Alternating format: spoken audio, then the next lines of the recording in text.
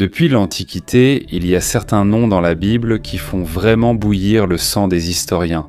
Ce ne sont pas des héros, ce ne sont pas des martyrs. Ce sont des personnes qui ont utilisé le trône, non pas pour régner avec justice, mais pour détruire le peuple de Dieu de l'intérieur.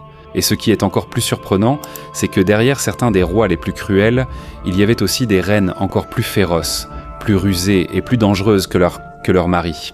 Des femmes dotées d'une grande influence, et elles ont utilisé cette influence pour éloigner le royaume de Dieu.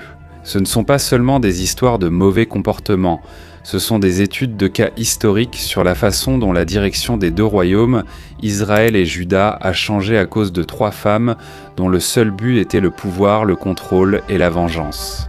Tu connais probablement la première, Jézabel, la reine qui a répandu le culte de Baal en Israël et qui est devenue un symbole du mal. Dans tout l'Ancien Testament, mais elle n'était pas seule. Elle avait une fille qui a suivi ses traces dans l'obscurité. Et ailleurs, il y avait une autre reine capable de changer le destin d'un prophète en un instant, et la question est, qui sont ces femmes ? Pourquoi sont-elles considérées comme certaines des reines les plus maléfiques de toute l'histoire de la Bible ? Et comment ont-elles laissé des blessures qui se font encore sentir dans les récits de la foi jusqu'à aujourd'hui ? Dans cette vidéo, nous allons examiner 3 reines qui ont utilisé leur pouvoir pour semer la peur, l'idolâtrie et la mort. Et surtout, nous découvrirons ce qui leur est arrivé et pourquoi leurs noms sont devenus un avertissement pour chaque génération. Mais avant de commencer, n'oubliez pas d'aimer et de vous abonner à notre chaîne. Cela aide beaucoup pour nous, les créateurs de contenu. Merci beaucoup et maintenant, commençons. Commençons par Jézabel. Jézabel n'était pas israélite. Elle était une princesse de Sidon, une ville connue pour l'adoration des idoles. Selon l'histoire, elle était la fille d'Itobaal, un roi et prêtre des Phéniciens, habitant des villes de Tyr et de Sidon. En d'autres termes, elle a grandi entourée de la religion païenne, des rituels de Baal, une idole autrefois vénérée comme le dieu de la pluie, de la foudre et de la fertilité. Ainsi, lorsque Akab, le roi d'Israël, l'a épousée, c'était un signe clair d'abandon des commandements de Dieu. Selon la loi d'Israël, il était interdit à un Israélite d'épouser un païen, c'est-à-dire quelqu'un qui adorait d'autres dieux. Mais Akab a ignoré cela. Et à partir de cette décision même, l'une des périodes les plus sombres d'Israël a commencé. Pendant les 22 années de règne d'Akab, la situation s'est encore aggravée parce que Jézabel elle-même l'a poussé à s'éloigner du Seigneur. Il n'était pas difficile de convaincre Akab. Il avait beaucoup de faiblesses et Jézabel les a toutes utilisées pour pousser tout le pays à adorer Baal. Dans la Bible, il est dit que Akab c'est le pire roi de l'histoire d'Israël. Et ce n'est pas surprenant. Parce qu'il avait Jézabel à ses côtés, Jézabel était une reine sans peur. Elle n'avait aucun respect pour Dieu, elle n'avait aucune crainte des hommes, et elle n'avait aucune intention d'arrêter ses actes de méchanceté. Pour elle, il n'y avait rien de mal à remplacer l'adoration de Dieu par l'idolâtrie, et elle ne l'a pas fait en secret. Elle a forcé tout le pays à la suivre. On peut le voir dans le fait qu'elle a rassemblé 450 prophètes de Baal et 400 prophètes d'Ashéra, et elle leur a même donné une place à sa propre table au palais. C'est une preuve claire de l'étendue de son contrôle sur Israël. Et à cause de son influence, le culte de Baal s'est encore plus répandu. Ce Baal était alors connu par des statues portant un casque avec des cornes de taureau, symbole de puissance et de fertilité. Dans ses mains, il tient souvent une masse, symbole du tonnerre, et une lance avec une feuille, symbole de la foudre et de la récolte. Le culte de Baal n'est pas simplement un rituel. C'est une secte satanique selon de nombreux chercheurs, qui enseigne le contraire de la volonté de Dieu. Et tout cela, Jézabel l'a répandu sans peur, sans honte, sans retenue. Elle est la reine qui a utilisé le pouvoir pour faire taire ceux qui n'étaient pas d'accord. Aujourd'hui, elle se moque de la moralité ou de la loi.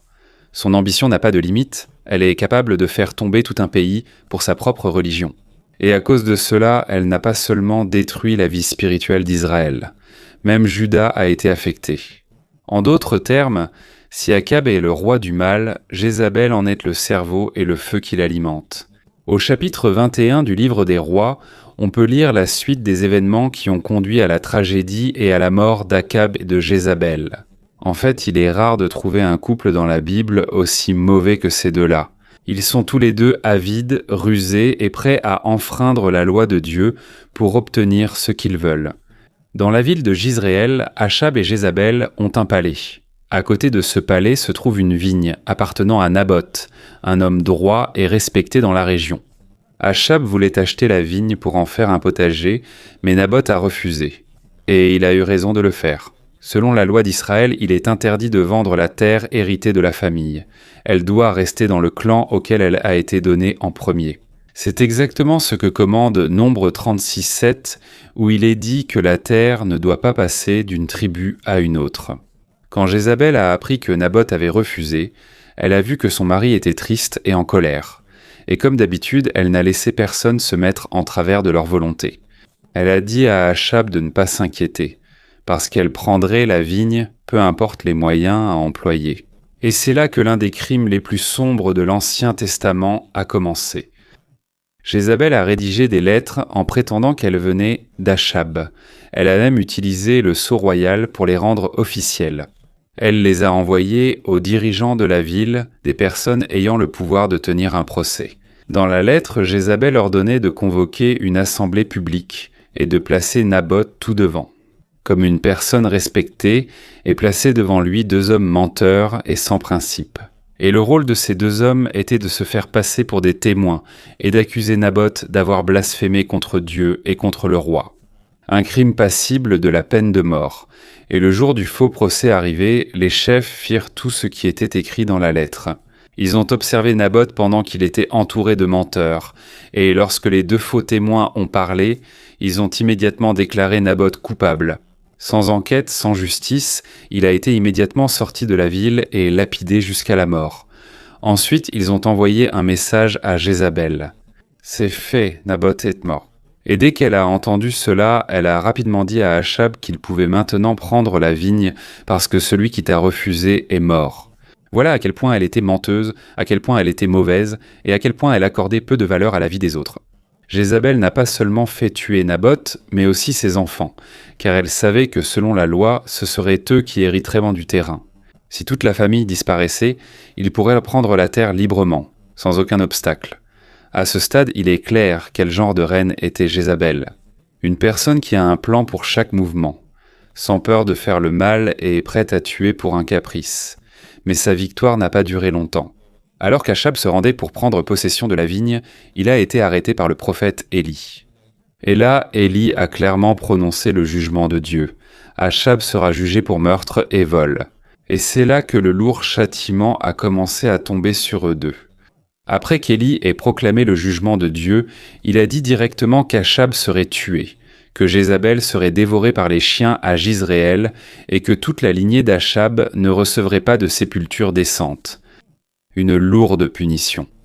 Mais si l'on pense à quel point Achab s'est plongé profondément dans l'idolâtrie, il est clair pourquoi le jugement était si sévère.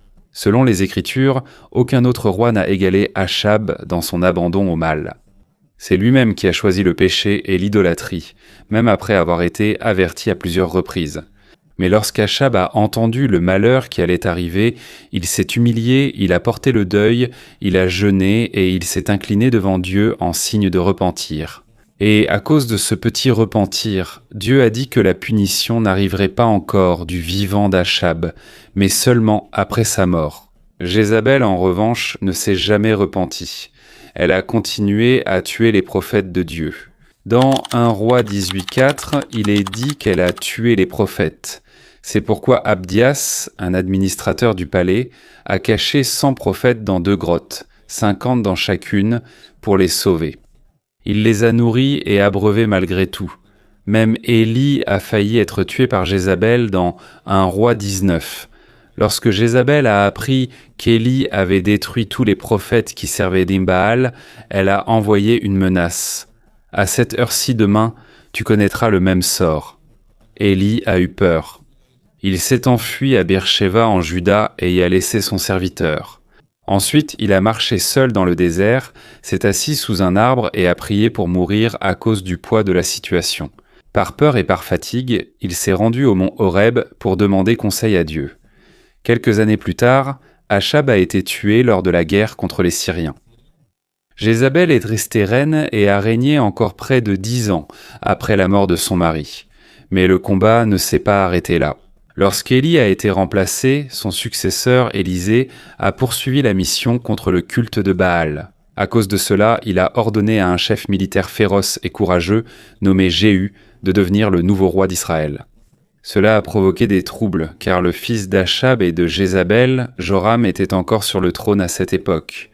Jéhu était un commandant réputé des chars, ces anciens véhicules de guerre tirés par des chevaux. Il était à la tête de la frontière d'Israël contre Damas et l'Assyrie, deux puissants royaumes de cette région.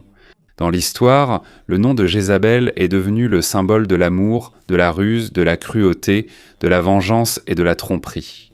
Presque toutes les caractéristiques que l'on peut attribuer à un dirigeant cruel. Et le jour de sa chute est arrivé. Alors que Jéhu entrait par les portes de Jizréel, Jézabel regarda par la fenêtre du palais. Elle déclara avec arrogance « Zimri a-t-il trouvé la paix après avoir tué son maître ?»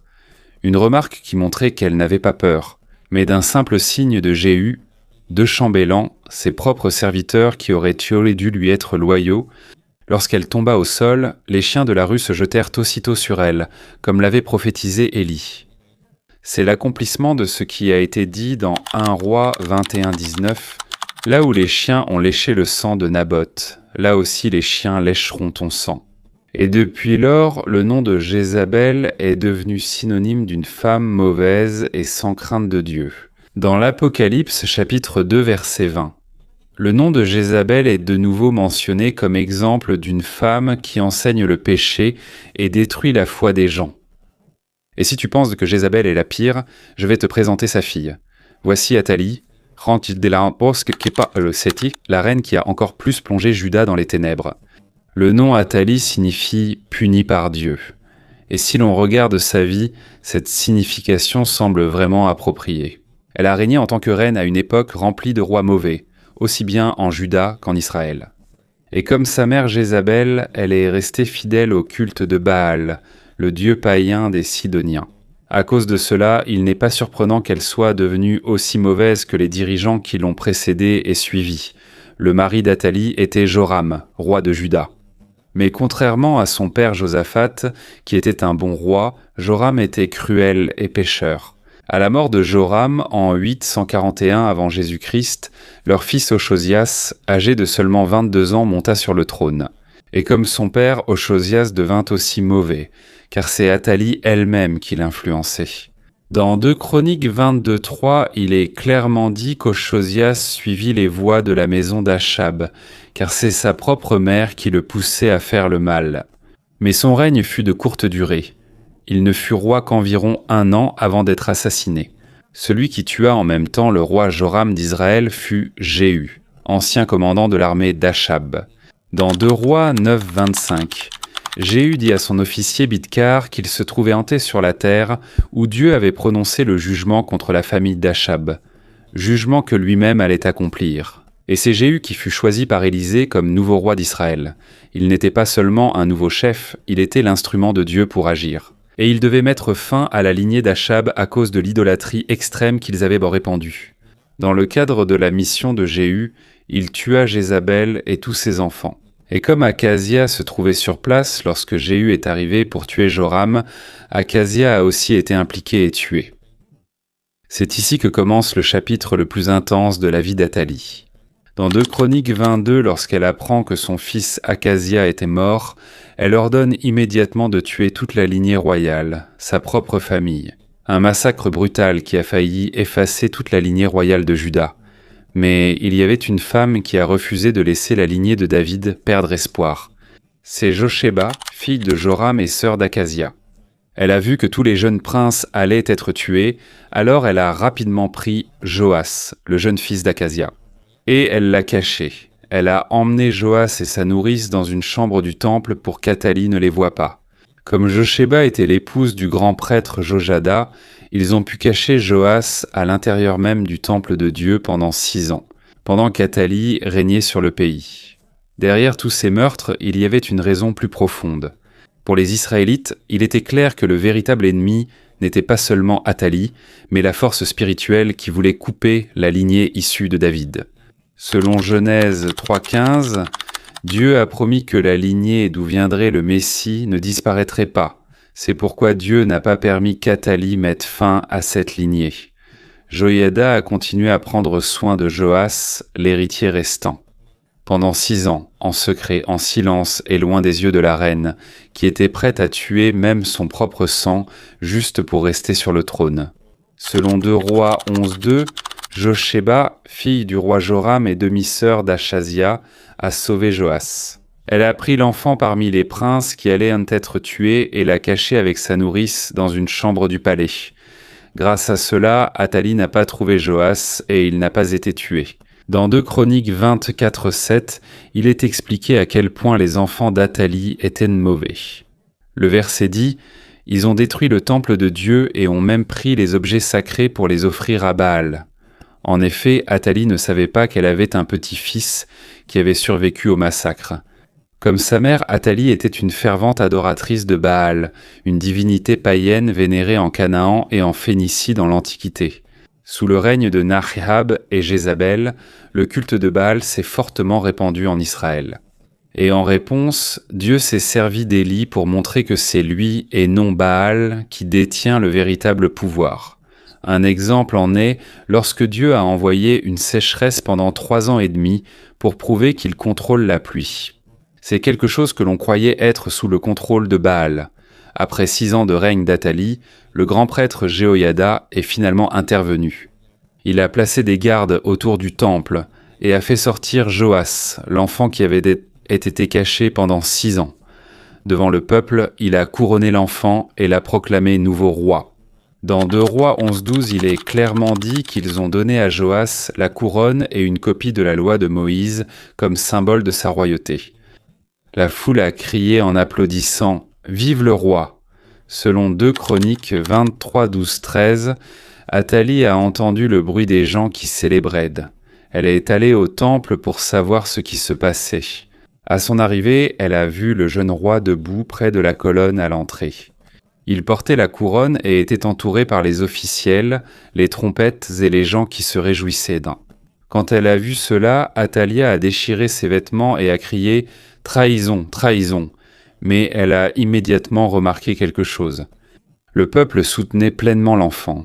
Personne n'a écouté ses cris, car tout le monde savait que Joach n'était pas Youssouf. Mais c'était elle, la reine, qui avait usurpé le pouvoir. Jehoïada ordonna aux gardes de faire sortir Athalia. Elle ne pouvait pas être tuée à l'intérieur du temple car c'était un lieu sacré. Elle fut emmenée à la porte des chevaux et là, elle fut tuée en punition de tout le mal qu'elle avait fait à Juda. Dans l'histoire, il existe 2 types de dirigeants. Il y a ceux qui dirigent parce qu'ils veulent servir et qu'ils ont de la compassion. Et il y a ceux qui détiennent le pouvoir simplement parce qu'ils veulent dominer et s'enrichir. Et dans le cas d'Athalie, il ne te faut pas longtemps pour voir quel genre de leader elle est. Quand elle a appris que Jéhu avait tué son fils Achazia, elle a immédiatement décidé d'éliminer tous les héritiers de la lignée de Juda, y compris ses propres petits-enfants. Un massacre brutal qui a presque anéanti toute la famille royale. Elle n'a pas réussi à tuer Joas, le seul enfant qui a survécu.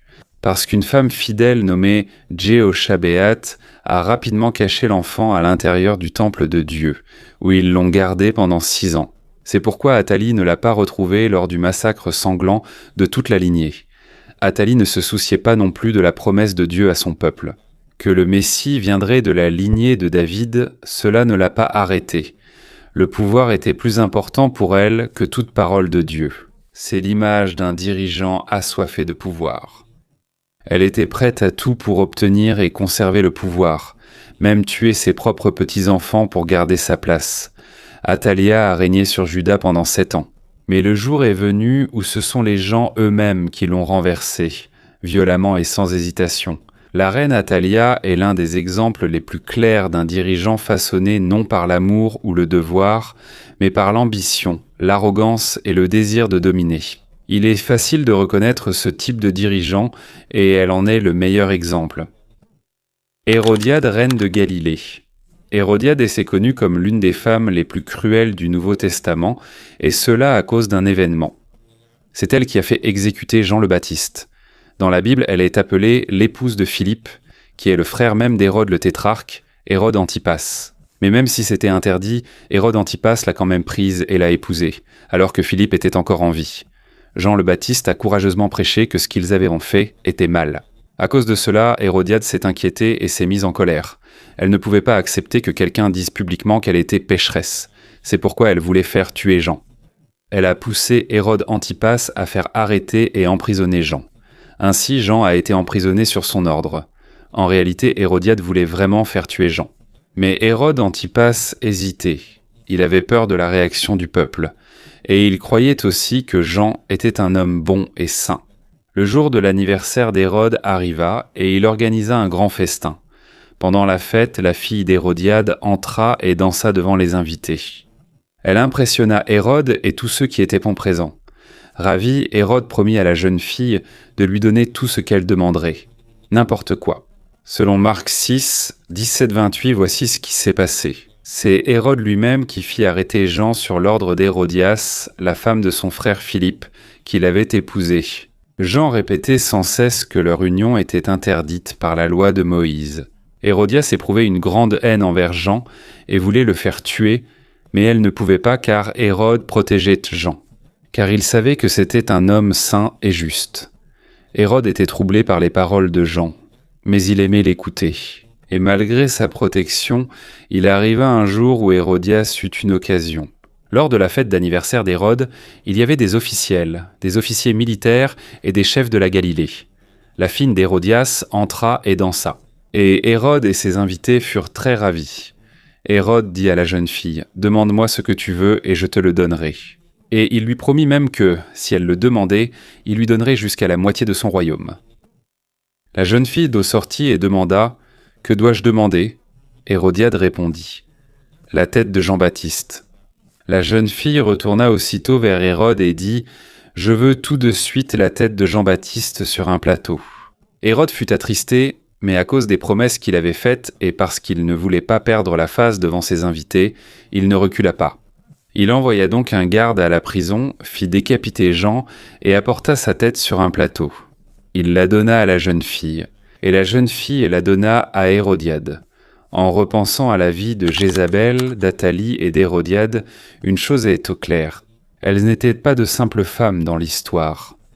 Elles étaient des reines qui ont utilisé le pouvoir.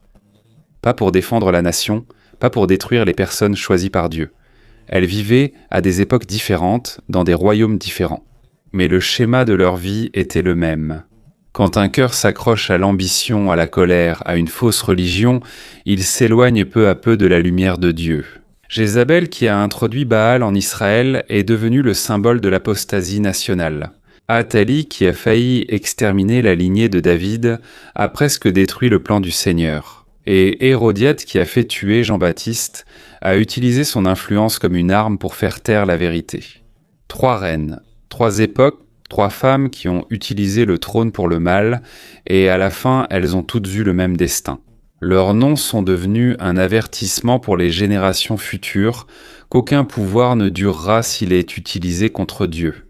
Et au fil des siècles, la leçon de leurs histoires reste vivante. La véritable force d'un dirigeant ne se mesure pas à la richesse, au titre ou à la peur qu'il peut inspirer, mais à l'humilité, au respect de la volonté de Dieu et à la fidélité à ce qui est juste. Finalement, les reines sont tombées, mais la parole de Dieu, sa justice et son plan pour son peuple, ce sont eux qui sont restés fermes et immuables. Merci beaucoup de vous être joints à cette enquête sur les reines les plus cruelles de la Bible. Jusqu'à la prochaine histoire, restons sages, vigilants et fidèles à la vérité.